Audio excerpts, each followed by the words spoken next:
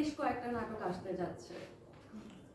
তাছাড়া যদি একটু জানতে চাই, আপনাকে মাছ নিয়ে এসে যখন বলে যে এই মাছগুলো কাটো, তখন মাছ কাটার বিষয়টা মানে ঝগড়াটে বটি নিয়ে দৌড়াদৌড়ির বিষয়টা যদি হ্যাঁ, এই সিনগুলো খুবই ভাইরাল হয়েছে, আমি দেখেছি দর্শকরা খুবই পছন্দ করেছে যে দা নিয়ে বটি নিয়ে দুজনকে খুন খারাপির মতো অবস্থা, মাছ ছুঁড়ে মারছি, খুবই nasty kind of fight tight হচ্ছিল।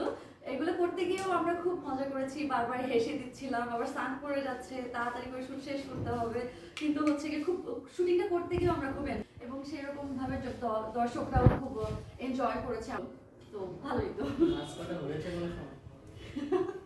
না, আমি মাছ কাটতে পারি না, মাছ রাঁধতেও পারি না, মাংসও না।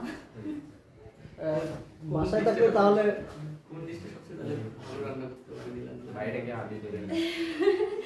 রান্নাঘরে আমি হচ্ছে গিয়ে যেমন অ্যাক্টিংটাই পারি আর কি, কিন্তু হচ্ছে গিয়ে রান্নাঘরে আমি খুব একটা ভালো না। তবু মাঝে মাঝে ফ্রেঞ্চ টোস্ট, তারপর হচ্ছে একটু বিদেশি খাবার দাবার কুক করতে পারি আর কি, ভেজিটেবলস আর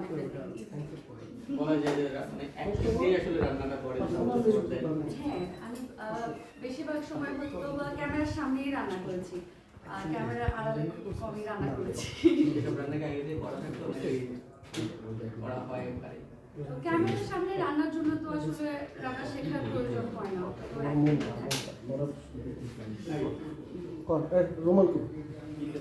ঈদ আর শিল্পীদের অনেক ব্যস্ততা বেড়ে যায়, তো এই ব্যস্ততাটা আসলে কিভাবে নেন?